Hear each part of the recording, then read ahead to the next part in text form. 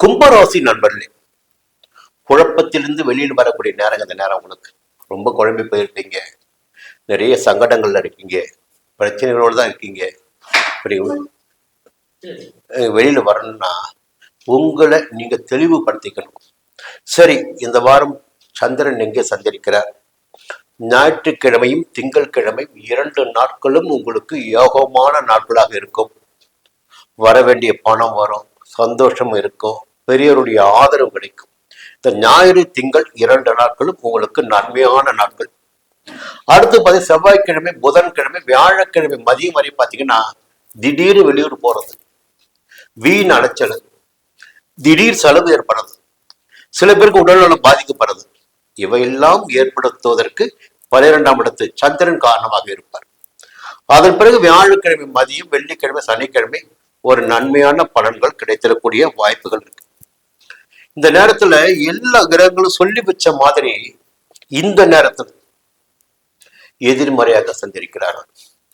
அப்போ இந்த கிரகங்களுடைய சஞ்சார நிலை தான் நம்முடைய வாழ்க்கையை எந்த இடத்திலையும் கொண்டு போய் விடும். உச்சத்திலும் வைத்திருக்கும், படு பாதாளத்திலும் தள்ளிவிடும், சங்கடத்தையும் அனுபவிக்க வைக்கும். இப்ப சரியா சொல்ல போனா 5ஆம் இடத்துல செவ்வாய், 2ஆம் இடத்துல சனி வக்கிரமாக, கேது 7ஆம் இடத்துல, ஜென்ம ராசிக்குள்ள ராகு, 7ஆம் இடத்துல புதன், 7ஆம் இடத்துல சூரியன். எப்படி பாருங்க, இப்படி எல்லா கிரகங்களுமே இந்த நேரத்தில் கொஞ்சம் எதிர்மறையாக. அதுல 7ஆம் இடத்தில் சஞ்சரிக்கின்ற சூரியன் ஆட்சியாக சஞ்சரிக்கிறார். பொதுவாக 7ஆம் இடத்து சூரியன் என்ன செய்வார் என்றால் ஒரு இடமாற்றத்தை ஏற்படுத்தி கொடுப்பார். அது ஒரு புதிய இடத்திற்கு குடி போவதாக இருக்கும்.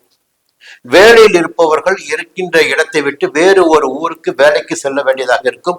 அதன் காரணமாக உங்களுடைய குடியிருப்பை அங்கே மாற்றிக்கொள்ள வேண்டிய நிலை ஏற்படலாம்.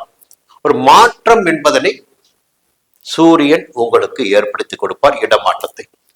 வியாபாரிகள் கூட தங்களுடைய வியாபாரத்தை விரிவு செய்வதற்காக ஒரு வேறு இடத்தை தேர்வு செய்யலாம், இன்னொரு கிளையினை தொடங்கலாம். ஒரு மாற்றம் என்பது நிச்சயமாக சூரியன் செய்து கொடுப்பார் கும்பராசினர். அதே நேரத்தில் குரு 6ஆம் இடத்துல எதிர்ப்புகளை ஏற்படுத்தி கொடுப்பது, வீண் பிரச்சனைகளை உருவாக்குவது, நோய் நொடிகளுக்கு ஆளாக்குவது போன்ற நிலையினையெல்லாம் 6ஆம் இடத்து குரு உங்களுக்கு செய்தாலும், குருவுடைய பார்வைகள் பார்த்தீங்கன்னா 10ஆம் இடமான ஜீவனஸ்தானத்துக்கு கிடைக்குதுங்க. முதல்ல ஒரு விஷயம், எல்லா கிரகங்களும் எதிர்மறையாக, குரு பகவானே எதிர்மறையாக, குருவுடைய பார்வை இருக்கு பாருங்க. அந்த ஒரு விஷயம்தான் உங்களை பாதுகாக்க வேண்டியது, பாதுகாத்து கொண்டிருக்கும். இப்பொழுது 10ஆம் இடத்தை குரு பார்க்கின்ற போது தொழில் அப்படியே போயிட்டே இருக்கும், நல்லபடியா போகும். வியாபாரம் ஆதாயத்தோட போகும். உத்தியோகத்துல நிம்மதி இருக்குங்க. 10ஆம் இடத்தை குரு பார்த்துறாரு. அப்ப அங்க கை வைக்கல அவர். எப்படி வியாபாரத்துல கை வைக்கல, தொழில கை வைக்கல, உத்தியோகத்துல கை வைக்கல, அதுமான பணம் வந்துட்டு இருக்கும். 12ஆம் இடத்தை குரு பார்க்கிறார். விரைய செலவுகள் குறையும், அலைச்சல் குறையும், நோய் நொடிகள் நீங்கும். இதையெல்லாம் ஒரு விஷயம் 12ஆம் இடத்தை குரு பார்க்கின்ற போது. 2ஆம் இடத்தையும் குரு பார்த்துட்டாருங்க. 2ஆம் இடத்தை குரு பார்க்கின்ற போது குடும்பத்துல எங்க நிம்மதி இருக்கோ இல்லையோ, குடும்பத்துல நிம்மதி இருக்கும். தேவையான பணம் வந்துட்டு இருக்கும். குடும்பஸ்தானம், தனஸ்தானம், தேவையான பணம் வந்துட்டு இருக்கும். கொடுத்த வாக்கு காப்பாற்ற முடியுங்க. அப்போ தொழில் நல்லபடியா நடக்கும், வீண் செலவுகள் குறையும், குடும்பத்துல நிம்மதி இருக்கும். அதை 6ஆம் இடத்துக்கு குரு உங்களுக்கு செய்து கொடுத்துடுவார். அப்ப என்னதான் நெருக்கடிகள் வந்தாலும் எல்லாவற்றையும் சமாளித்துக் கொள்ளக்கூடிய சக்திகள் இருக்கும். ஜென்ம ராசிக்குள்ள ராகுன்னு ஒருத்தர் இருக்காரு பாருங்க, இந்த யோகக்காரன் ராகு. ராகு எல்லாவற்றையுமே பார்த்தீங்கன்னா அபரிமிதமாக செய்தே பழக்கப்பட்டவன் ராகு. அந்த ராகு ஒரு பிரச்சனையை சின்னதை அப்படியே ஊதி பெருசாக்கிடுவான்.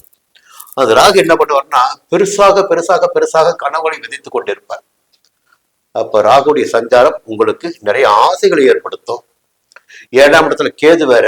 அந்த ஆசைகளின் காரணமாக தவறான நட்புகளை நாட வேண்டிய நிலையும் உங்களுக்கு ஏற்படும். கொஞ்சம் நிதானமா இருந்துக்குங்க.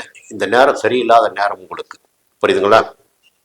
செவ்வாய் 5ஆம் இடத்துல, குரு 6ஆம் இடத்துல, கேது 7ஆம் இடத்துல, இப்படி சொல்லிக்கிட்டே போகலாம்.